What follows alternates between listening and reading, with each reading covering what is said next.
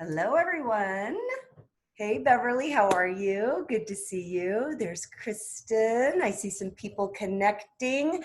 I'm JL. We're getting started. And if you are new to Zoom, if you look on your screen right now, on the bottom, there's a bubble that says chat. And if you click that, a chat window will pop open. And that's where we can kind of communicate together during the class. And this is a perfect time for you to start telling us where you are. I love to know where you are watching. So I'm in Colorado Springs, and where are you guys? Tell me. Got Santa Cruz, Kansas. Dave's behind me. Dave's going to be joining us soon. True story. Okay, wait, where's Harry? So you guys can see. Harry, there he is. He's a barker. So we're giving him a peanut butter treat, and he's going into the other room. Wish us luck. Okay, we got Louisville, Fairplay, Colorado. Oh, Fairplay. Wichita, we have Minnesota and Kansas. It's great to see you guys. So I think we're gonna have a smaller group today because we're doing it on Saturday. So you all win bonus points for remembering that it was today and not tomorrow. And I'm gonna call Dave out on it. You wanna know why? Dave plays Dungeons and Dragons on Sundays. I can't believe you just totally. He plays Dungeons and Dragons. I know.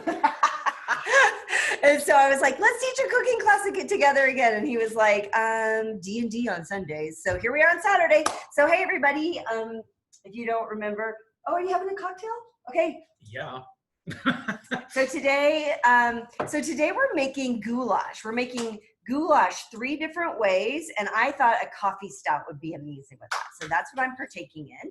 And I know some of you join us with some beer and some wine, kombucha, water. So cheers to whatever it is that you're having. And so did you know there was server issues with the cookbook giveaway? I don't understand because there is no cookbook giveaway right now. Someone just asked me if I knew that there were server issues. I haven't given away a cookbook in months, so I'm not sure what you're saying. There's been no giveaway for my new cookbook, so I'm sorry that I'm not understanding. What are you guys talking about? I feel like I'm so left out. Are you talking about the review copies? Did you guys sign up for review copies?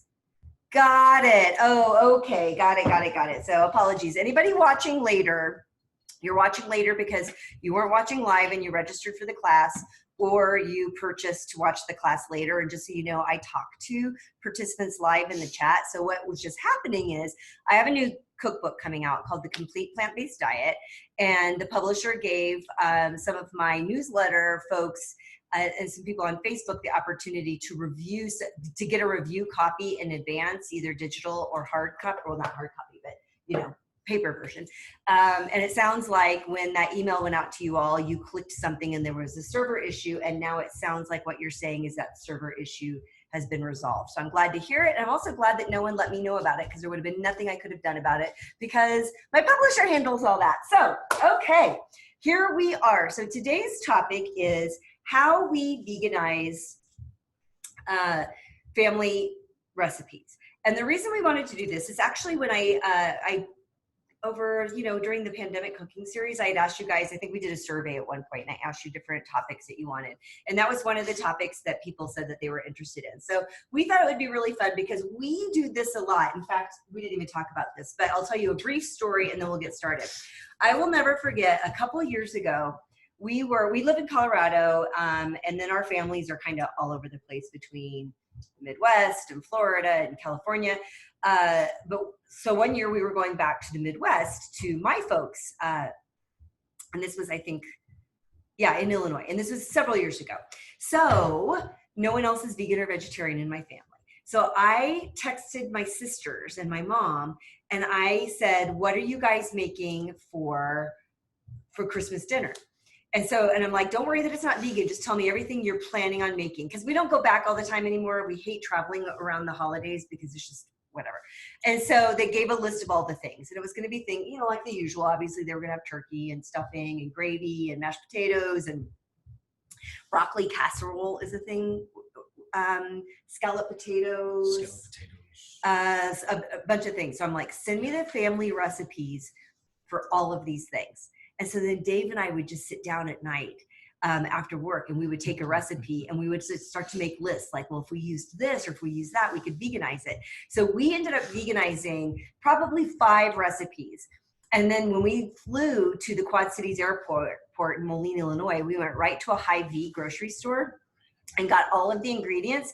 So on Christmas Eve, we were preparing all of our things too. We were doing our broccoli casserole, we were doing our potatoes, we were doing gravy. I think we got a tofurkey roast or something like that. So on Christmas Day, we had our little bowls of all of our things like right next to us, and it looked just like everybody else's. And so my sisters were like, well, I want to try that. I want to try that. So it was a really fun way for them to see, we're not missing anything. We're eating everything you guys are eating. We're just doing it the vegan way.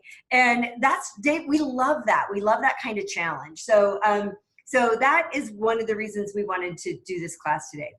One of the things that I thought could be fun during the class as well, and if you will just hold off until I ask you to do it so that I don't lose track of you, is I would love if there are some family recipes that you love and you miss and you're thinking about trying to figure out how to veganize them, let's all like brainstorm together between you guys in the chat and between Dave and I bet you we could probably help you think of ways to make some of your favorite family recipes vegan, right? Sound good? Yeah. So Dave's like, man, she talks a lot. So anyway, so today's menu is, actually, let me just tell you quickly about the upcoming cooking classes. I don't even remember the dates. I'm the worst. So first off, let me just put a link to all the classes. You guys have them anyway, and most of you are on my newsletter.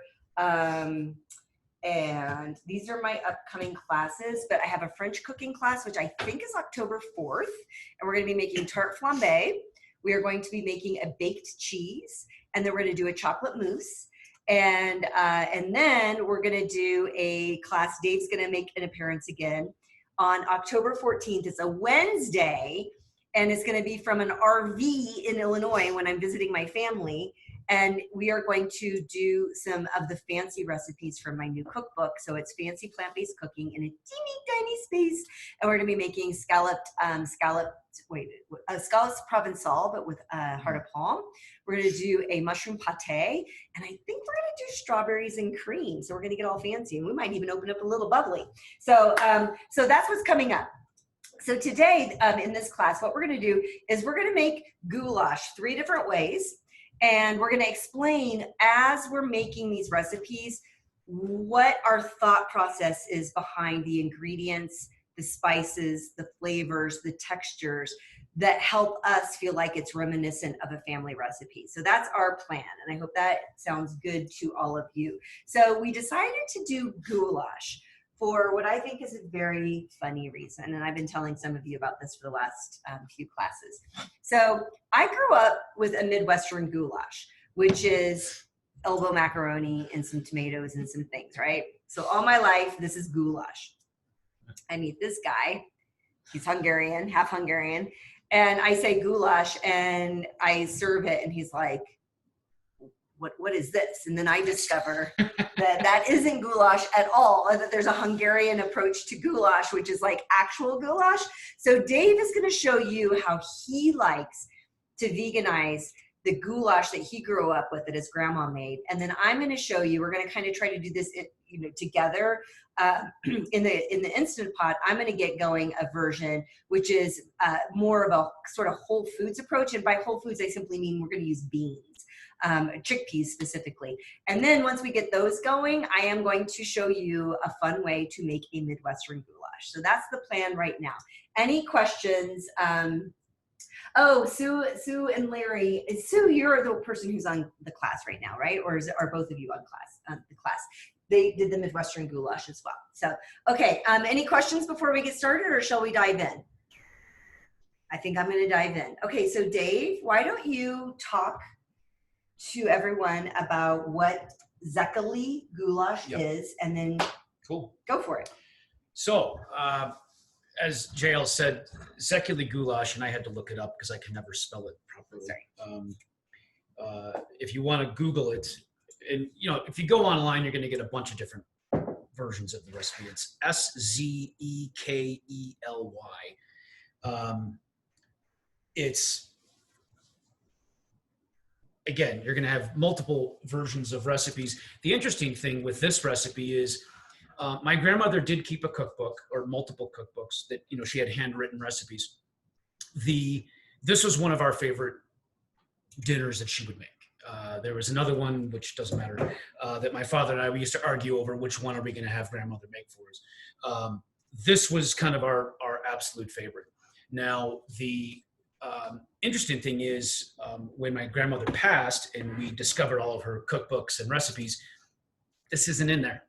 This was in her head. All of the stuff that we loved that she made, she didn't have that written down. She came from the old country in Hungary. They were peasants. It was simple. It was what you had. And it was always amazingly delicious. She made it with pork. That's usually the base for just about everything that she made was pork or chicken. I'm going to use seitan. And we had, and this is how this was so easy to veganize the first time I did it.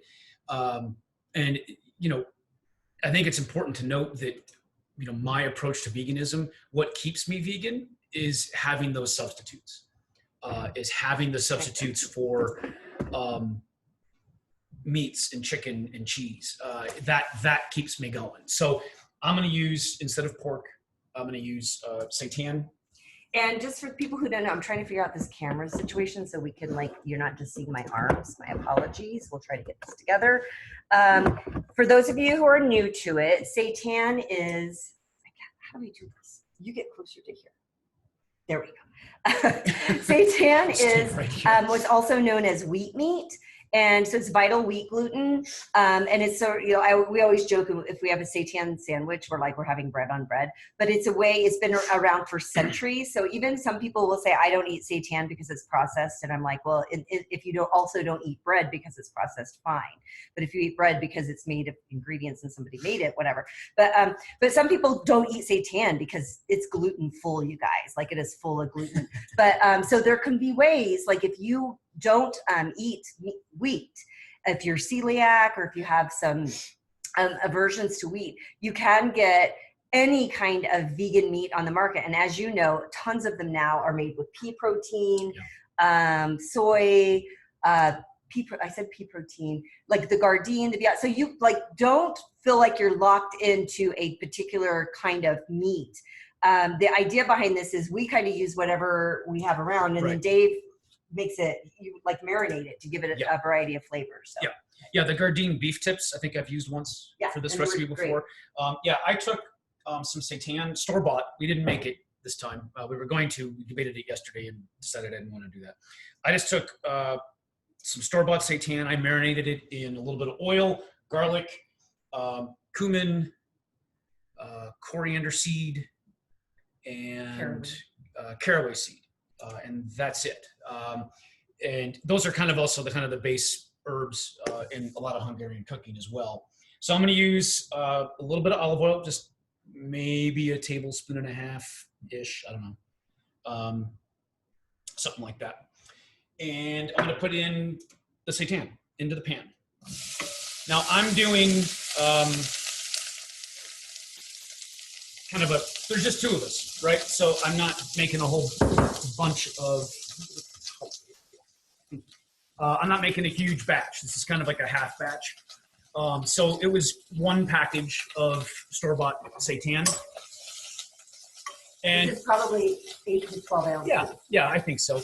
Now, one of the key things with this recipe is it's ready in no time.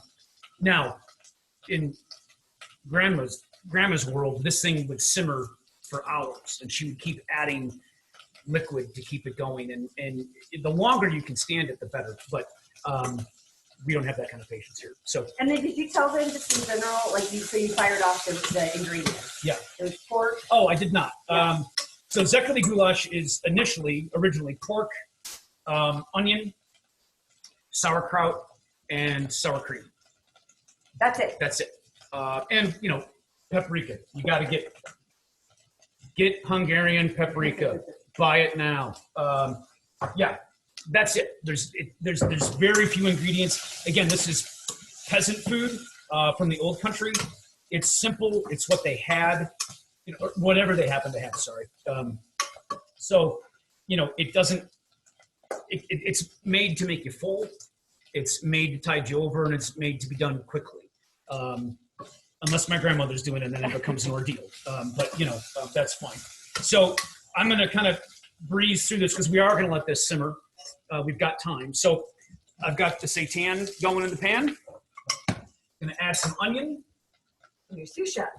This is a first. It's about one medium yellow onion, just kind of into big chunks.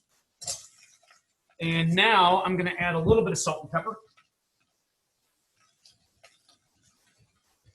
Thank you. Do you want the caraway seeds? Yep, let's do some caraway seeds too. A little bit of caraway, not a lot. Actually, we're going to have to open that up on the other side. There we go. Maybe, I don't know, a little palmful. Okay. And I'm going to, basically this is just like any other kind of cooking. We're just layering flavors.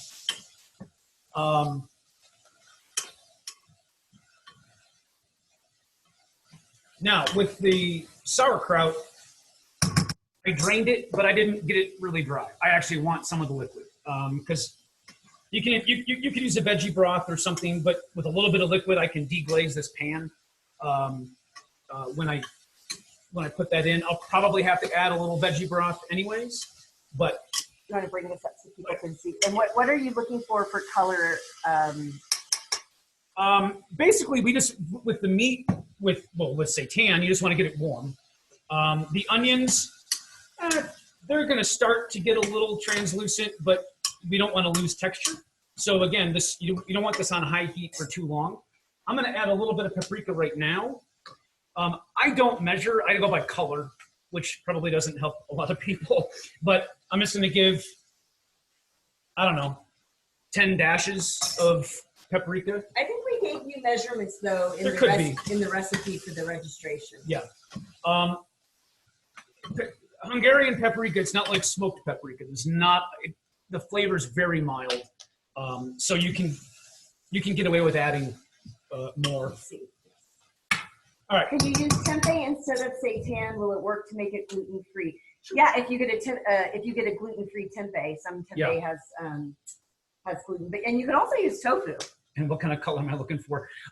Yeah. When I put in the sour cream and add in more paprika, we'll get to a nice pseudo-orangey color. I'll show you. But when the sour cream goes in at the end and I do some final seasoning, you'll know exactly what I'm talking about. Okay, sauerkraut. This is 16 ounces. Again, I just kind of squeeze it with my hand. I want a little bit of the liquid. If I was making this for more than 2 people, I would double everything. And just stir it up. And yep, that's deglazing nicely. And I'm going to, again, add a little flavor back. Let's do a little more paprika, just a couple more dashes. And then bring it up to the camera so they can see the color. Yep, so see how we're getting a little bit of oranginess here? Let me give it another stir. There we go. So there's a little bit of, the sauerkraut's a different color. We're getting some color from the seitan cooking. We're getting colors from the paprika, but it's starting to get a little brownish, a little orangish in spots. Again, if you ask my grandmother directions for this, she would just say, I just know when it's done. So, everybody has their own version of this in my family. Yep, that's deglazing good. I am going to add a little bit of veggie broth just because it is going to simmer for a bit. And so what is your thought process so that the home cook can decide, what made you decide it needed some broth? Well, I was looking at the bottom of the pan and I'm seeing there's still some, from where the seitan kind of browned and left some residue on the bottom. That yummy chunky stuff. The yummy chunky stuff we want to get back into the mix, so to speak. So I don't want that to stay on the bottom. I want that to incorporate with everything. So can I ask a question, Dave? Yes. I get that question. So you're going to add the sour cream. Yep. Now, I'm wondering if you want to move it back on that thing too. So if you were let's say so say his grandma like would let the flavors melt, right? Yeah. So maybe the home cook does want to do that. So get things going, Yep. add some broth occasionally if it starts to get a little dry. Yep.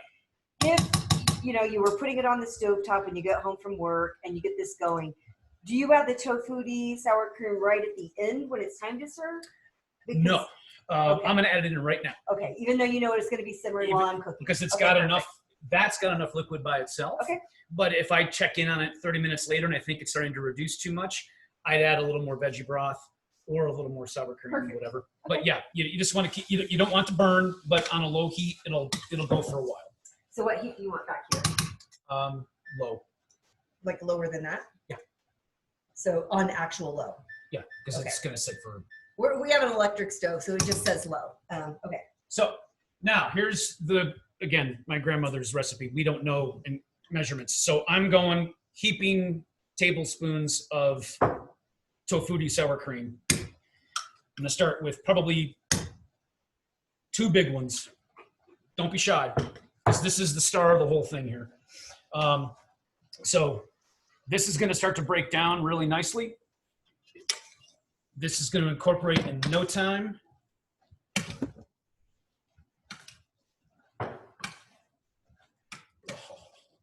I know, you guys, it's delicious. So I won't go into details, but there was a time when we lived in Chicago. We hadn't been married very long, and I had to have a medical procedure, and I had to stay in bed for a couple of days. And this was pre-vegan or pre-vegetarian, I'm just telling you. And Dave's like, what do you want me to make you? And he made me this, and it was the ultimate comfort food. So then when we went vegan, I remember, actually he made this for my birthday last month, Yeah. but it's like, there's just something so comforting and amazing, and it is so different than that Midwestern goulash. You wait till we hold them up side by side and laugh hysterically at the end of this class about what actual goulash looks like. So a little more salt, a little more pepper, a little more paprika, and I think that's going to be a wrap. Okay. And I will show you this magic color. It's not the prettiest of colors. I mean, it's sort of brownish. It's like lentils. You can't make lentils pretty. Yeah. But there we are. Yum. You see how all that sour cream just totally melted into everything. You don't, from a consistency standpoint, I mean, it's just thick. It's goopy. Is that a good culinary term? Sure, sounds perfect. Good. Okay. So I am done. Now again, this can sit as long as you can stand it.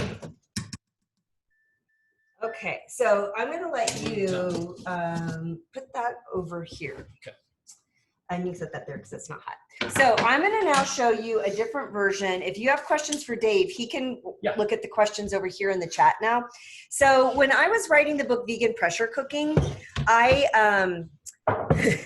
I wanted to do something like a Székely goulash, but I didn't want to do the seitan, and I wanted to do something a little sort of whole foods oriented with some beans. And so you guys got the recipe. And by the way, I'm just curious, difference between regular and Hungarian paprika. That is a good question. Yeah, I mean, you can get Spanish paprika, which is smoky, right? That's going to have a lot of smoky, a lot more depth of flavor. Doesn't really go well with Hungarian cooking. Goes well. I'm about to use it right now, though. Yeah, but it goes well. It has its place, obviously. Papa's, where is it here? Papa is fine. There's a brand, I'll look up the spelling and I'll type it in the comments. I think it's called Székely paprika. That's a better one. I was fortunate where my grandparents lived in just outside Toledo, Ohio. There's a huge Hungarian community, and they would get imported paprika. And so spoiled. But I will find the correct spelling and put that in. What would I serve the goulash with? I saw that question. The thing we always had on the side was thinly sliced cucumbers, thinly sliced onions, and a bit of sugar and vinegar. And that would sit in the refrigerator overnight. And that's what we had on the side. And it's delicious. That's what he made me for my birthday. So, speaking of that, some of the questions you just asked about this, what I love is something that I'm doing with this version of the recipe, which is using a bunch of other ingredients that have nothing to do with it. And so when we get back to veganizing, so what Dave was doing was finding a vegan version of meat to stand in for the pork. and a vegan version of the sour cream. And that's it. Every ingredient is exactly the same. So that's one way to veganize a family recipe. Another way to do that is to kind of think about flavors and textures and color as a way to bring out something that is reminiscent of a recipe that might, like I would never say to somebody, oh, this chickpea version is exactly like Székely goulash. I would say this is an homage to Székely goulash using some really fun plant-based ingredients. And so in the recipe that you guys got, and I am curious, let me know in the chat, is anybody cooking along today? Did anybody cook along with Dave? Is anybody doing the chickpea version with me? I'm just curious. I don't see anyone saying that they are. That's cool. Okay, so let me tell you about one change I made today in the recipe. So the recipe I'm giving you for mine is a pressure cooking recipe, but you can absolutely do this on the stovetop. But I added some yams, some sweet potatoes to my carrots and to my onion for the saute phase. And there's two reasons for that. One, I really wanted to show you the color. So I am actually doing, the recipe calls for an olive oil saute, but I just used a little veggie broth because I wanted to show you guys a completely, like try to accommodate a couple of different eating styles for those of you in this class. So I'm doing this in a really small Instant Pot. This is my 3-quart. So I'm not really sauteing it if you think about it. So I've got a little veggie broth in here, and on a high heat, I've got the sweet potatoes, the carrots, and the onion. So I did the sweet potatoes for 2 reasons. One, for the color, to kind of bring out that orangey paprika sort of color to it. But also by adding the sweet potatoes, I've just turned this into more of a 1-pot meal. So like when you were saying, what do you serve that with? Well, remember that Dave used seitan. Seitan is starchy. So when we think about the last class, which was Buddha bowl basics, and we're looking at vegetables and beans and grains or starches, that seitan is your starch, no doubt about it. So trust me, eat a bowl of that and then have some of those thinly sliced cucumbers on the side, and you're going to be totally fine. It's a meal. In my case, since I'm going to be using chickpeas and not as the pork, instead of the pork, and it's the protein of choice because I like the color, it is going to take some of the colors on of what we're using. But by adding the sweet potatoes, I've just turned this into a full, wholesome 1-pot meal as well. So, okay, so Carol is, I keep disappearing to the Instant Pot. Okay, thanks, Carol. I like that you're cooking along with me. Okay, so, and so don't feel bad that I added those sweet potatoes. It was just like it was just a decision I made today. But again, it goes back to the decision of how do I want to turn this into something that looks like a recipe I'm looking for, etc. So, okay, so I've got my, let's get my onion in as well, or my garlic in as well. So I've got my garlic. Are you excited? It smells so good. It smells so good. I wish you guys could smell it. That version that Dave smells like my grandmother's apartment. I It's know. fantastic. I remember when we went there. Okay, so now I've got garlic, onion, carrots, sweet potatoes, which I added. Technically, we're sauteing this until the onions, the onions start to soften, but honestly, I want to get cooking because I also want to make you the other goulash. So now I'm doing a smoked paprika. So the difference is, mine's a smoked Spanish paprika. I did it for a couple of reasons. One, just because since Dave was already making one, like let's have a little variety because we're going to be eating these for the next couple of days. So we might, just have a little variety. And as you all know, I love smoky foods because it does bring out, and this is the one that Dave used, the Hungarian, because it does bring out that umami. So a little salt and a little paprika, but I want to make an important point. So the recipe, especially if you guys are pressure cooking or using the Instant Pot, I want you to see this color. It is so pretty. Look how that orange grabs that paprika. So we're getting a really bright color from this. I made a point so it calls for soaked chickpeas, soaked overnight, and then you would cook for 13 to 15 minutes. We don't have time for that because I'm trying to make you lots of things in this class. So what I did was I put dry chickpeas in about, and I'm having this recipe, by the way. I cut it in half because it's just the two of us. But I took like a half cup of dried chickpeas, threw them in the Instant Pot, and cooked them straight up for an hour. So now they're almost completely done as is. There's a little al dente. So I'm going to finish these off on low pressure. So whoever's cooking along with me, if you soaked your beans overnight, follow the recipe as is. I'm just letting you know some of the changes that I made. So, okay, so I've got my onion in here. I put the paprika, putting the black pepper in, and then I'm gonna add the chickpeas. And then I'm going to add the tomato sauce, which, true story, you guys know I've been showing you this all the time. So you know I buy the tomato powder, right? So instead of opening up a can of sauce and not having enough, like, so I would need to open up 2 cans, I just make tomato sauce with tomato powder. So I did 3 tablespoons of tomato powder with a half a cup of warm water, and then I just made my own tomato sauce with that. So I'm putting the tomato sauce in. Now, those of you using an Instant Pot, you know sometimes it can get a little finicky when we're using tomatoes and tomato sauces in the Instant Pot, because sometimes you can get a scorch message. And but we're going to be using enough broth in here that we don't have to worry about that. So we're going to I'm going to stir this in completely. And again, I want you to keep in mind, notice Dave didn't use any kind of tomato sauce. Tomato sauce is not part of traditional Székely goulash. I'm going for color here. And so I'll show you what it's starting to look like now. And again, we've got these bright, vibrant colors. We've got chickpeas and onion and sweet potatoes and carrot. And then, oh, wow, thank you, Dave. Well, you might know what you're doing. And then I do want to do a bay leaf. I did call for a bay leaf, so why not? And then, oh, did I see my t-shirt for the day? And it matches these wild, crazy party pants. I mean, like literally, you'd think it came together. Honey belongs to bees. This is from the Compassionate Company. So I got to wear party pants with you guys today.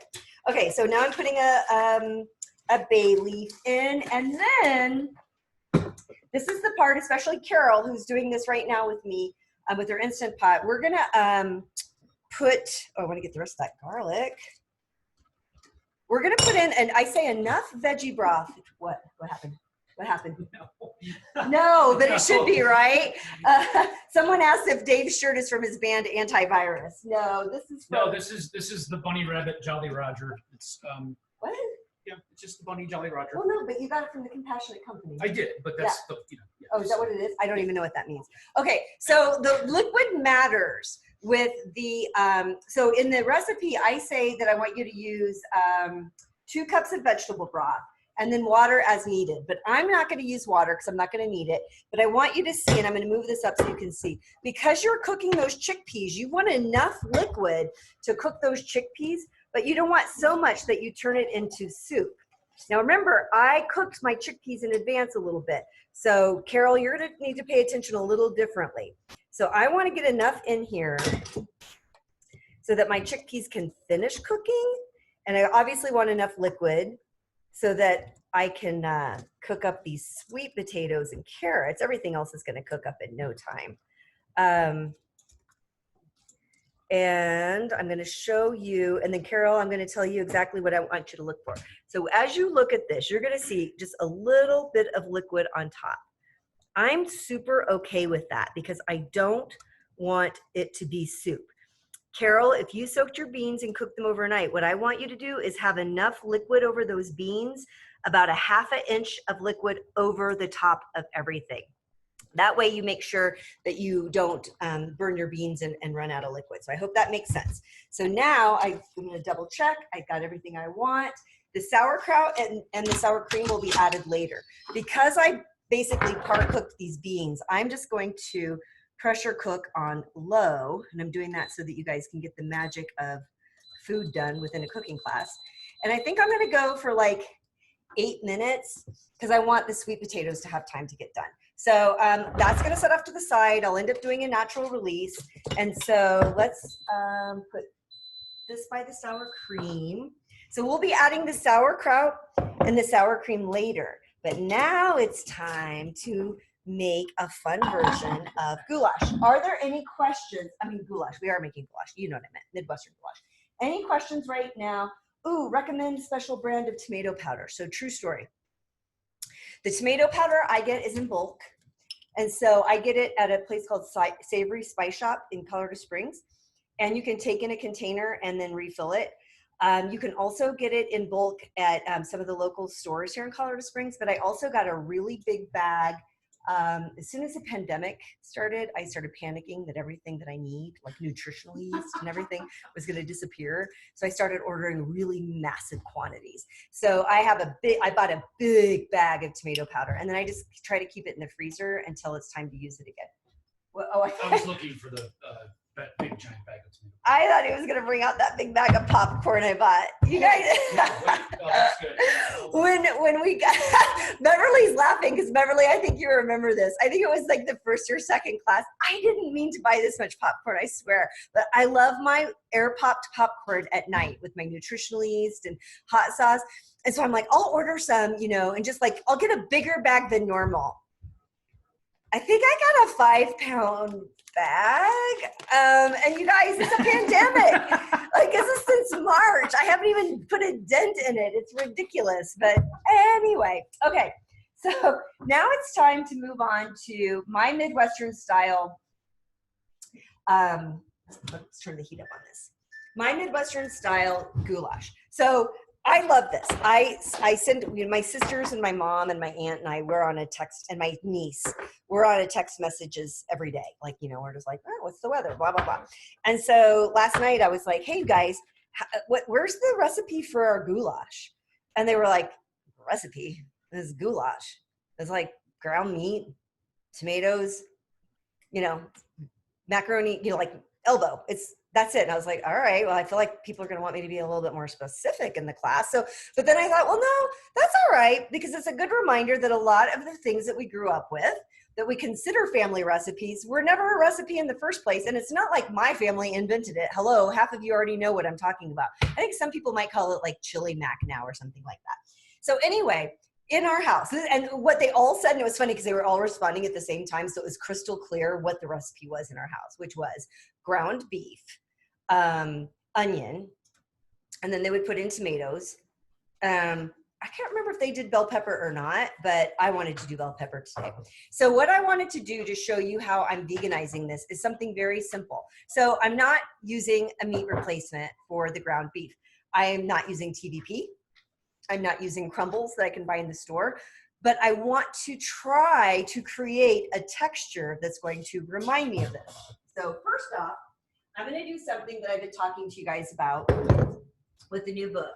It's obligatory time to say, oh, here's my new book. It's coming out on October 20th. And some of you didn't get it this week when you thought you would. But hopefully that all got worked out.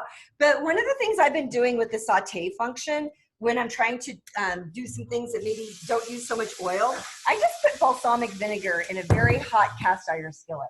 Like, it's practically gone. I'm doing it for the flavor. And then I'm going to show you, I've got a little beefy style vegan broth, and I'm going to put a little bit of this in it. So why am I using a cast iron skillet? Because I want to try to create something crumbly. You should smell this with that balsamic right now. Isn't that amazing? We're just sniffing umami. Okay. So here, I'm going to show you what I decided to go for my ground meat. I took onions and shiitake mushrooms, and I finely minced them in the food processor. So my ground meat, it's almost a pound. So a traditional recipe will say a pound of ground hamburger or beef, right? So I've got basically a pound of a mixture of minced mushrooms and minced onion. So I'm gonna get this going, and can I have the little spatula, the tiny one? Do you know which one I'm talking about? So I like to use a spatula where I can really move this stuff around on my cast iron. So I'm going to be trying to get this to get crumbly, and I might use a little bit more vinegar, but sorry, Dave's like, I don't know what's going on. What is she doing? So I'm going to put this down so you can kind of see what I'm trying to do. I want to keep an eye on this. I want to try to do a dry saute, but I want this to turn, so the color, I wish I could bring this up a little bit closer. This is way too hot and too heavy to pick up. Look at the size of this cast iron. Dave makes our pizza in this, by the way.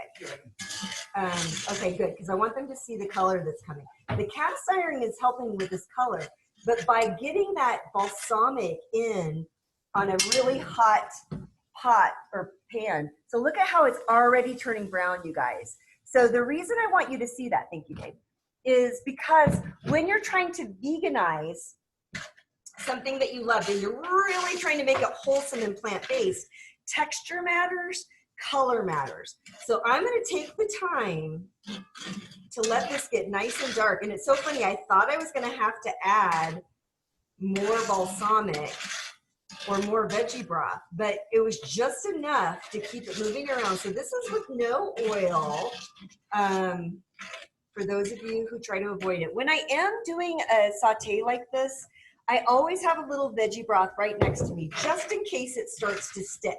So let's pretend it was sticking a little bit. I just go like this. Does Harry want to come back out and visit? Yeah, but he was barking. I didn't hear him. Did you guys hear Harry? I guess I've learned to tune him out. I didn't even know he was barking. Okay, so I'm getting a really nice texture. Now, you guys, the other reason I was careful about not adding too much liquid to this, mushrooms already have a lot of water in them, right? And so it's hard to take something that already has a lot of water and get it to get dry and crumbly like you would think from some really well-cooked crumbled meat. That's why I added, ooh, we started cooking with our goulash. So that's why I added the minced onion, and I minced it intentionally, the onion. So teeny tiny pieces that would just get a really cooked and well done, and to give it some bulk, because you know the mushrooms are going to cook down a little bit. So I'm actually going to stop this process because I don't want the mushrooms to cook down too much. But you guys saw that this was like, this whole thing was covered, and now look how brown it is. Do you want to pull it up one more time? Do you mind? Okay. Hi, Harry. How are you? I see your little tail wagging. We'll let you say hi in a little bit. So there we go. So you can see the color change. And so now I have something that might maybe looks a little bit closer, thank you, to like a ground turkey maybe. So any questions on that process? I'm going to talk to you. Oh, someone was, oh yeah, thank you, Beverly, for letting them know what's going on there. So I highly recommend you guys start playing around with that balsamic thing. So, okay, now the magic behind the goulash. Let's see. Oh, I'm going to add I'm doing some red and green bell pepper. So notice how veggie heavy I'm going. I mean, I use one full red and one full green because I want color. And I'm actually going to bump the heat up a little bit on this because I really like that to cook down and get a little interesting texture. I want color, and I want to bulk this up so that I'm not just eating macaroni, but that I'm eating like vegetables. So now we've got like, it ended up being about 6 ounces of minced shiitake. And then the rest of that pound was almost all, well, it wasn't even a pound, I'm sorry. It was about 13 ounces, 13.5 ounces. And 6 of it was the shiitake mushrooms. The rest was the onion. I used white onion, but red onion would be fine. Yellow onion would be fine. And the smell in here right now, you guys, is insane. And now I get to add some fun and ridiculous things. So in advance, I cooked the elbow macaroni, sexy. Oh, that's a great picture. Yeah, isn't that? It's like there's magic happening over here. Oh, yeah. So now we need a better spoon. So I'm just going to get this elbow mac in here. And I just did, Ancient Harvest is a brand I really, really love. This isn't Ancient Harvest because they didn't have it. I still don't go to the grocery store. So I got it from King Soopers, which is our Publix. But it was just their store brand. And it's just a durum wheat. It's vegan. Obviously, you just read the label. But it's pretty easy. One thing you may not know about pasta, if you go to a restaurant that is an Italian restaurant, the chances are the pasta is not vegan because egg is used when you're making homemade pasta. If you buy pasta, it very often is, in fact, vegan. And I think it just has to do with the processing and probably not wanting to have an animal product, that kind of screws up how the processing goes for it to be shelf stable. Okay, so now I've got my elbow mac that I cooked in advance. That is what you do. You cook it in advance. And I've got that with my mushroom. I'm making such a mess. Don't you think I was really brave to wear a white t-shirt on a day that I'm cooking tomatoes and like orange food? I think I'm pretty impressive. Okay. So now I'm going to do the things that didn't happen in my house either. Well, what did happen were the tomatoes. So I just have a can. This is, and I'm going to give you a loose recipe, you guys, when I send you the link to the archive of the video class. And some of you had mentioned in the past that you've had trouble with that. So if that's the case, please email me at info@jlgoesvegan. But for every single person who registers for the class, I have your email address. And a couple of hours after the class, I email you the link to the archive on YouTube. It's private just for you guys. And the recipes and the information. So if you're keeping track right now, I started with about 13.5 ounces of a mix of minced shiitake mushrooms and white onion. Then I did 1 large red pepper, 1 large green pepper. Then I added I had cooked 16 ounces of elbow macaroni in advance, and I've just added it. And now I've just added 28 ounces of crushed tomatoes. Now I'm curious, for those of you who grew up with this, he wants me to eat that, so I'm going to. Excuse me. Oh my God. Yeah, you're welcome. It's ridiculous. Oh. So cocky. So you guys didn't probably have it in a skillet, right? You probably had it like in a soup pot. And again, I'm just doing this in this large cast iron because of the texture I wanted from my mushroom. Now is the fun part. We've joked about this during these classes, you guys. When I say to you that I didn't grow up with spices, you know what I'm talking about, right? In our house, I think we had chili pepper, garlic salt, pepper, salt. Like, we didn't have things like turmeric or garam masala or smoked paprika or regular paprika. Like, that's not what we did. We were like a salt and pepper family, right? So here's where it's going to start to taste a little bit different from the goulash that I grew up with, because I want to add a bang of flavor. Notice what has not been added yet is salt. 2 reasons. You guys know me, and you know I don't have a problem with salt, but I've also been really interested in playing around with different flavor profiles. So what I'm going to do is very generously add some spices to this, because this is a big old thing of goulash. So I'm going to add a teaspoon of red pepper flakes, because we're gonna it's on now, Dave. It's on. Now we're talking. I thought you'd like that. Yeah. All right, then I'm going to do a teaspoon of chipotle chili, so it's got that smokiness. And then I'm going to do a tablespoon of chili powder, because we like it hot around here. Then this is the spicy umami blend for my new book, The Complete Plant-Based Diet, that you guys got this recipe a couple of classes ago. And so this is the version that has a little salt in it, but it's mostly tomato powder, dried mushrooms, a variety of spices, and then a wee bit of salt. So I'm going to add a teaspoon of this. And then I'm not going to salt this until it's time to eat, because remember, we started the glazing process with balsamic vinegar and a beefy veggie broth. So we might have just enough flavor in here that it is completely unnecessary. And that is my advice to people. I don't say don't eat salt. And listen, as a chef, I know that sometimes salt can really make some flavors pop a little bit, but sometimes we don't give other flavors and other ingredients the opportunity to let their flavor pop out and do its thing with the food. So it is possible we'll get exactly what we need from all of these amazing ingredients we have, from the mushrooms to the pepper. Thank you, Dave. So now, would you mind grabbing those hands? Let's show them what this is looking like right now. And I'm going to bring this is perfect timing, because the chickpea goulash is almost done. I'm just putting this down to low. Okay, so now let's show you guys what we've got going on. Look at that. Does it look like the goulash you grew up with?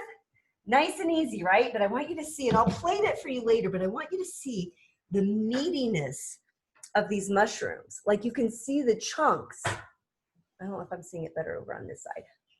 You can see the chunks, and it's the mushrooms. And so if somebody came over to visit and you made this for them, again, you guys know me. I don't like overpromise things and go, oh my God, it tastes just like ground meat. I wasn't trying to make it taste like ground meat. This is mushrooms, but mushrooms are meaty and they have great texture to them. So there's a possibility that when you're visiting with your family and friends and they're taking bites of their food, that they might not even be recognizing that they're not eating ground meat because they're getting something that visually looks just like what they know it to be. And they're getting a meatiness and a chew from the time we took to brown those mushrooms and those onions together. Does that make sense? Okay, so let me move this over. Actually, I think I'm gonna put this on low and then go ahead and we'll keep this on low as well. I think, yeah, okay. And then Dave, if you wanna plate yours, Yeah. so that then we can plate them all. So now I'm gonna show you guys what the chickpeas are looking like. As always, this kitchen is a hot mess now. Just a small bowl. Small bowl, small plate, whatever. All right. So now we're gonna do a quick release on this chickpea goulash. So let's just do this. I'm gonna take a water break. Okay, and a beer break. I'm doing both. Tell the truth.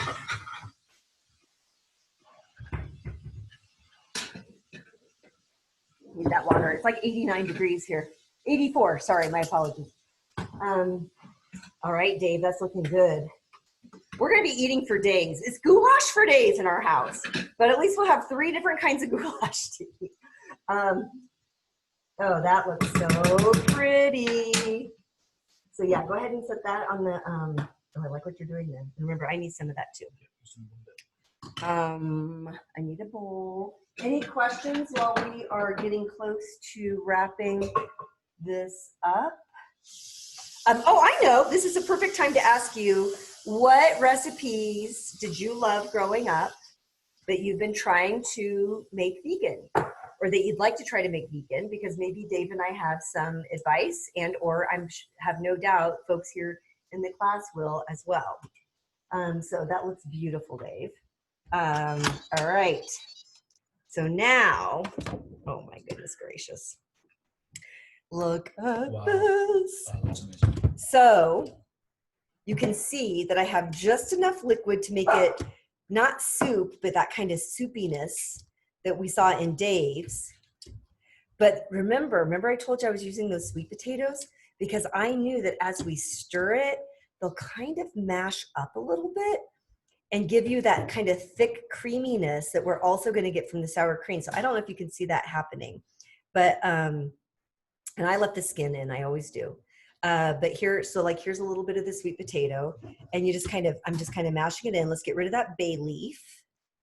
And then, oh, I know something I was going to mention. Carol, if you're cooking with me and you're paying attention, I did add salt when I added the paprika, but it was because I had already cooked those chickpeas for an hour first. You don't add salt to chickpeas when you're cooking them in the pressure cooker until after you've cooked them, because sometimes the beans won't cook up evenly. So I just wanted to make that point. So now I'm taking the sauerkraut and I'm just dumping this in. So this is 16 ounces, but remember you guys, it's because I cut this recipe in half. So now I'm stirring in the sauerkraut. And so if you don't do tofutti or sour cream, you're done. You don't have to add anything. We do. And actually in a lot of my cookbooks, I have a variety of tofu sour cream recipes. So, you know, you can definitely, if you don't want to buy a store-bought sour cream, you can absolutely make your own with tofu, and you're adding a little bit more protein in there. And hello, Harry, we hear you. You're going to make an appearance soon. Okay, so I'm just going to take the rest of this sour cream because you've already garnished your stuff, right, Dave? Any questions coming through? Mac and cheese with ground beef peas. Oh, peas. Oh, peas. What an excellent idea. I like that a lot. My husband likes the veggie loaf made by Amy. Do you have any fake meatloaf recipes? Yeah, I have a lentil loaf recipe in the new book that's coming out, and I also have lentil squares are in my Fast and Easy vegan cookbook. And those are really yummy too. And on my website, we made a meatloaf that works both with Impossible Burger and with Beyond Burger, and it is really good. Okay, I cannot wait to put the camera down so you guys can see this. Sorry, I'm just being all greedy. But look at this. Look at this beautiful, beautiful color. And now those, the sweet potatoes are just kind of mashing up while I'm doing this. So now there's no liquid left. Remember when I showed this to you when it first came out, there was a little liquid, but between the sauerkraut, between gently folding this and kind of mashing up these sweet potatoes, we've turned this into a nice thick. Now I want to do a taste just to see if it needs any salt. I did add a little salt when I was putting in the paprika, and then we will plate it so you guys can see. Oh my God. I don't think it needs anything. What do you think, Dave? Would you add a little salt? I would.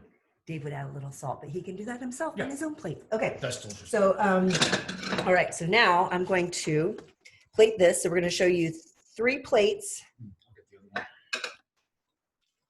Now remember, I used a smoked paprika. So I'm going to grab the smoked paprika. Oh, and you know what I want to do with that, Dave? Where's my smoked paprika? I want you to garnish that with a pinch of chili powder. So, you know, they say we eat with our eyes first, right, you guys?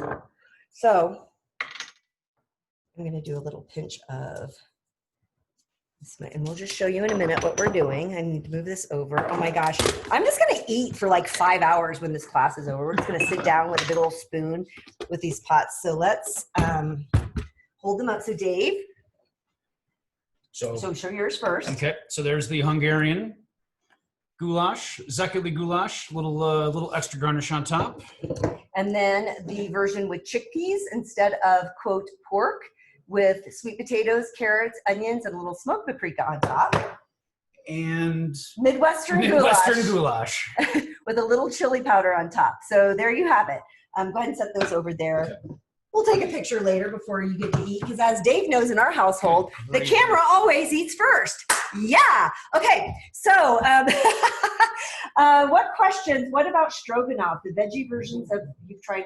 Do we have a stroganoff recipe? I'm not sure about stroganoff. And it'll be really funny if I have one in my book. I feel like I have one in one of my books. Does anybody know who has one of my books?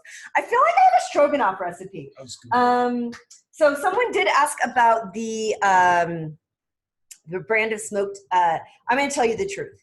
This says that it's by Hemispheres, but here's the truth. Ready? I just buy it in bulk. So this smoked paprika, I got it at Natural Grocers, and I just keep refilling my jar. This is how I kind of try to like recycle a little bit. I'll just buy whatever I can find. So I like the Savory Spice Shop too. But so no, I'm not loyal to a particular brand of smoked paprika. Okay. So other questions. What do you guys have? Anybody trying to, so stroganoff you wanted to veganize. So let's think it through. When you think, so is it a beef stroganoff? Who am I talking to? Who wanted to know about the stroganoff? That was Lonnie. So when you were growing up, what did you guys put in your stroganoff? So we've got beef. So you know that you could do, there's tons of options now, you know, whether it's tips or ground if you wanted to buy something that was at the store, but also portobello strips, portobello mushrooms could be an amazing way to have a beefy stroganoff. And then I would, when I'm thinking about trying to season plants to stand in for meat, animal flesh, I really am thinking about umami, which many of you guys know I talk about umami all the time, and I'm not even embarrassed about being a broken record. When I use that balsamic vinegar to start, Dave just said, what's umami? I'm going to smack him. When I started with those shiitake mushrooms and that onion, the reason I started with balsamic vinegar wasn't because I was doing oil-free sauteing. It was a way to do oil-free sauteing, but I was doing it because it was going to bring out the umami from the mushrooms already are an umami ingredient. Now I've added the balsamic. So I've just added a layer of complexity to the flavor to make it meaty. So I would probably start with, let's say some portobellos, and I would take by the big caps, slice them so they're nice and thick, and then put them like in a like a brownie pan or even a lasagna pan, and just cover them in a balsamic or even a red wine vinegar and let them sit all day and just marinate in that vinegar and then cook with them, because then you're going to get that real meatiness from it. If you send that, it's going to go to her privately. Go ahead and hit everyone. Sorry, some of you guys, I don't know if you mean to, but ask us questions privately, but unless it seems private, we're going to like respond to everybody. And we can answer the question. We don't have to type it. I was going to say, yeah, so go ahead, because it's not. So somebody asked about Philly cheesesteak. So Dave, why don't you tell everybody what you would do? So well, first of all, I made a Philly cheesesteak pizza a while ago. Here we are. That was pretty good.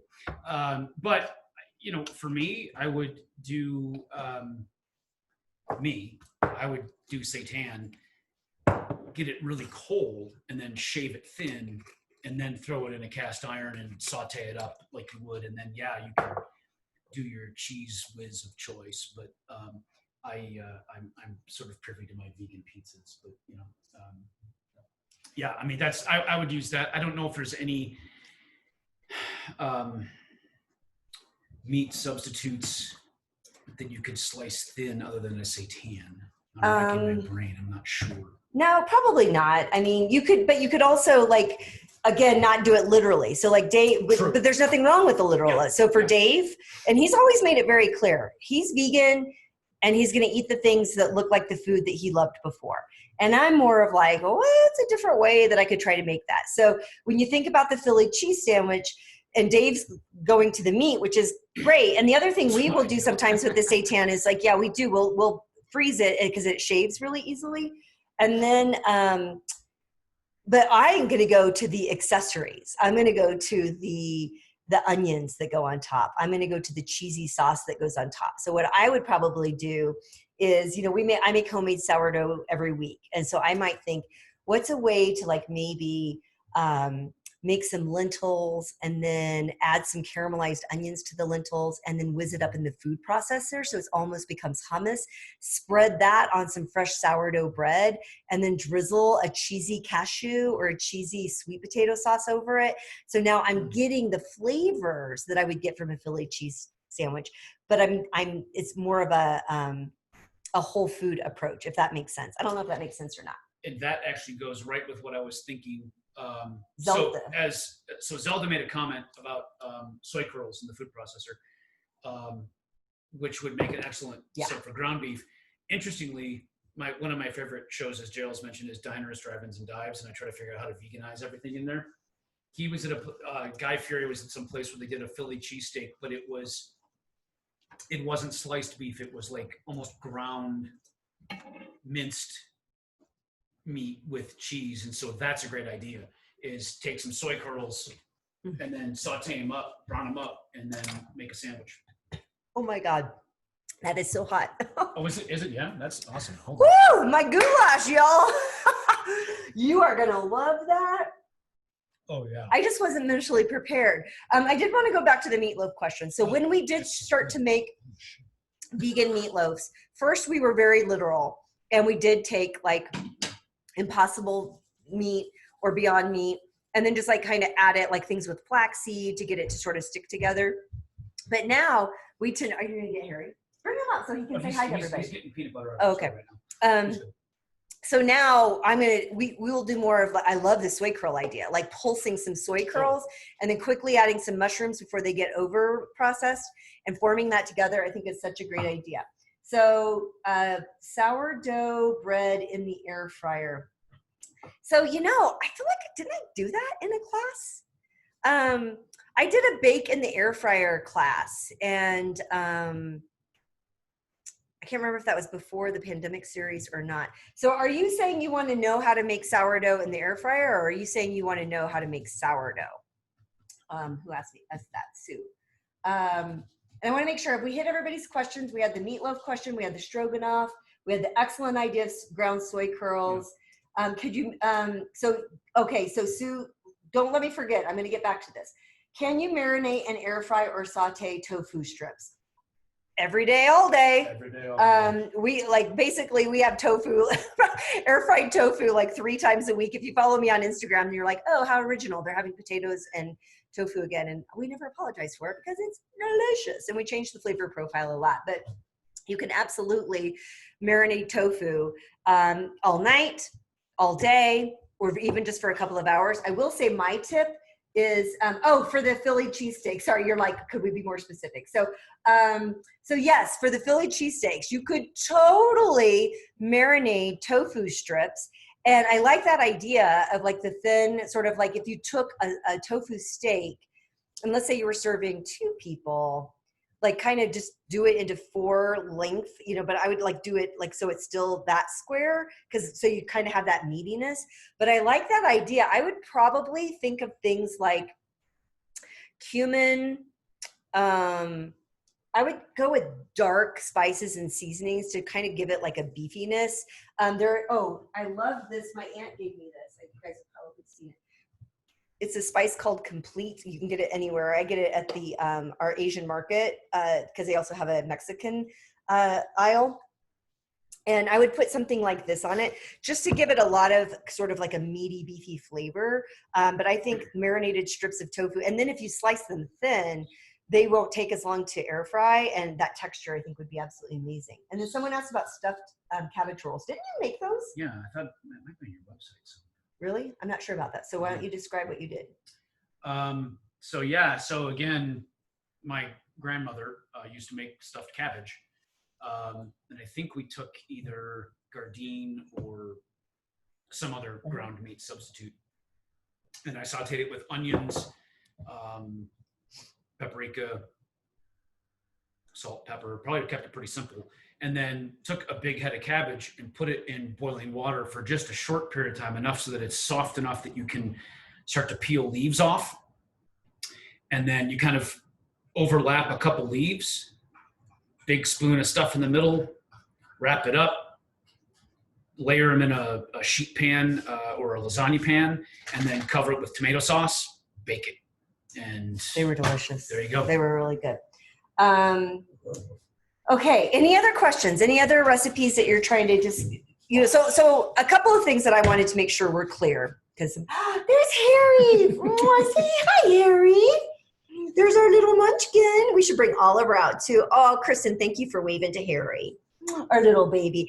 Okay. So in summary, the things that I would love for you to think about when you're thinking about veganizing is you can first go literal. Like if you're new at this, go literal. Like there will be people who will, like tell you the way you're supposed to eat vegan. And then you'll meet people like me who I don't think that there's a right or wrong way to eat vegan. I'm all for the eating vegan part.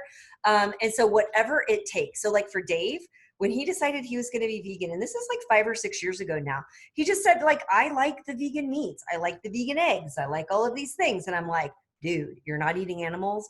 Fine. And so we'll have nights where our dinners look a little bit different. We're eating the same theme. Like we might both be eating tacos. We only see your arms. I don't know if you want to be in this or not. We might both be eating tacos, but my tacos are going to be probably filled with beans. And his are going to be filled with Gardein crumbles or Beyond Meat crumbles and some beans, right?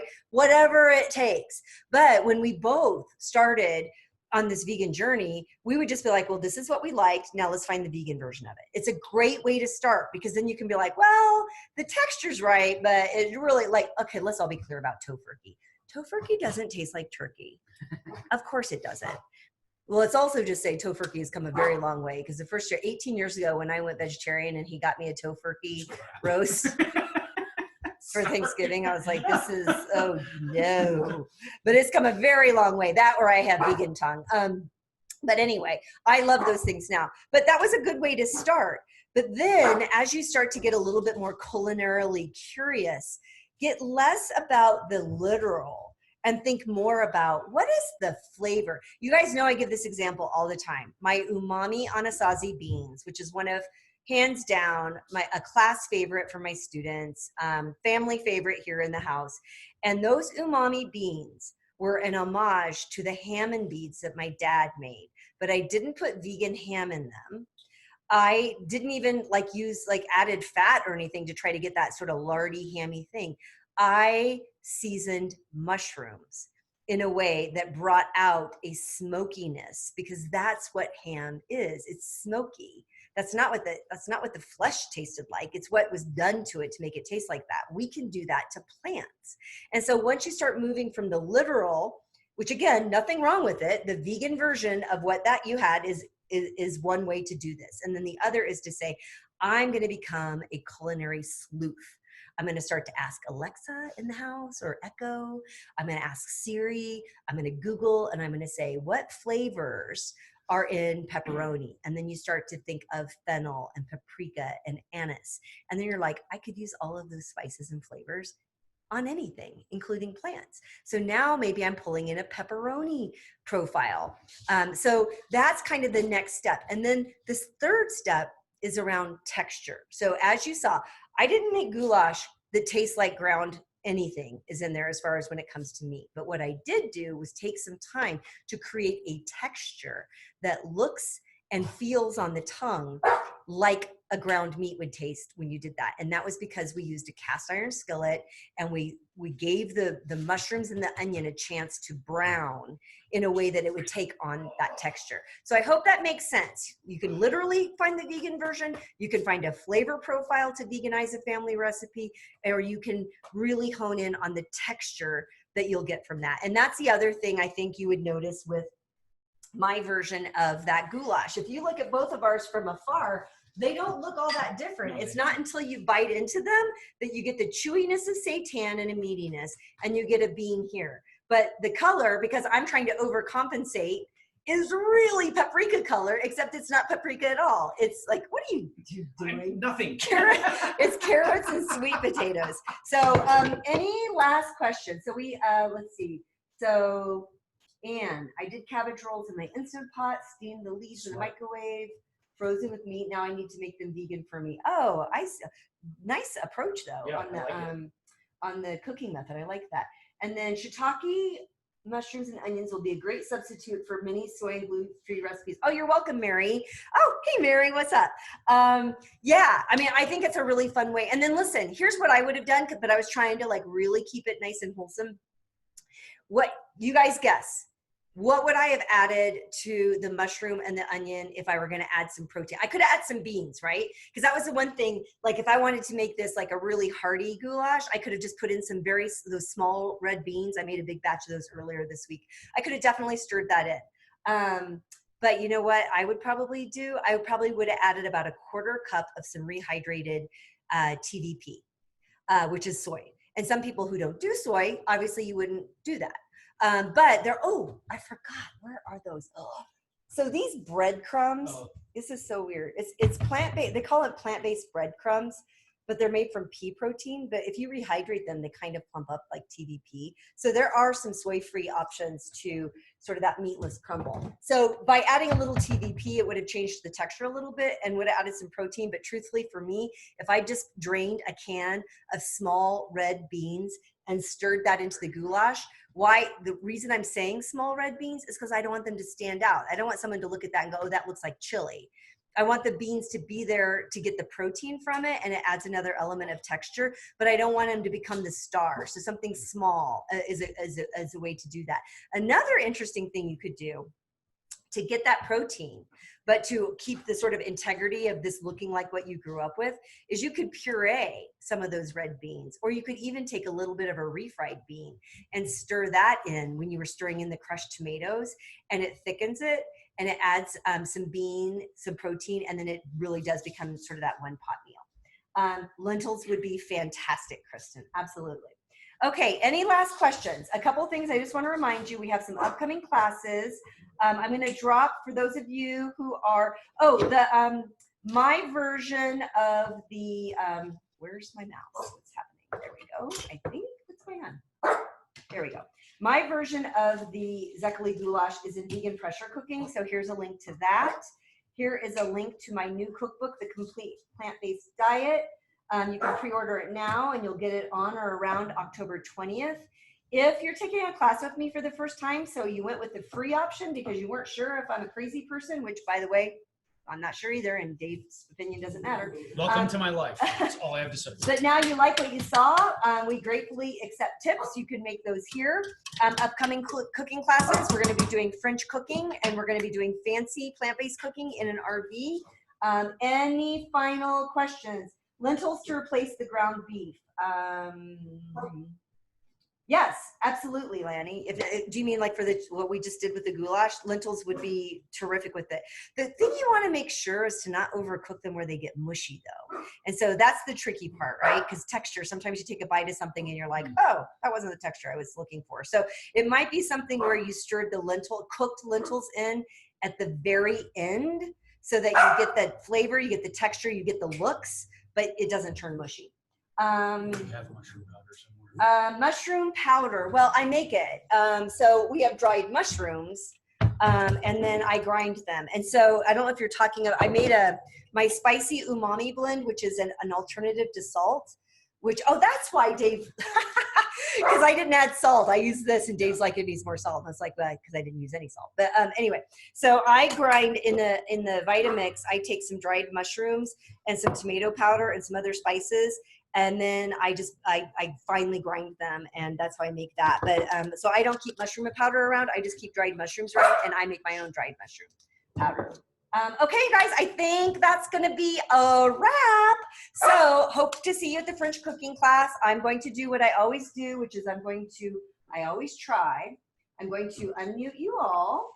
And now I think that you can be unmuted if you want to. And so you would have to toggle the mute button down on the bottom. Harry's unmuted, and I'm going to open up the screen so I can see you. So I'd love to hear your voices if you want to say hello or goodbye. I want to thank you for popping in. These classes have been a lot of fun. If you're new to me, there are 15 cooking classes on my YouTube channel that were free during the pandemic. And well, obviously, you know, this class has a free option as well. So Pam, I see you. I would love to hear your voice, or just say hi or wave as you go away. Hi. Gonna say goodbye to you too. I appreciate you guys.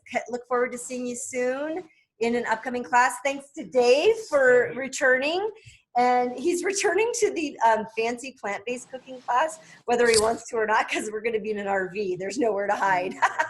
So he might as well help me teach the class because there's nowhere else. Oh, I tried to tell you. So that you guys, it was we were going wonderful right by seeing there, but you. Love cooking with look at me. you. And for those of you who are joining in later, join us live sometime. We have fun. Am I right, people? Bye. Are you done already?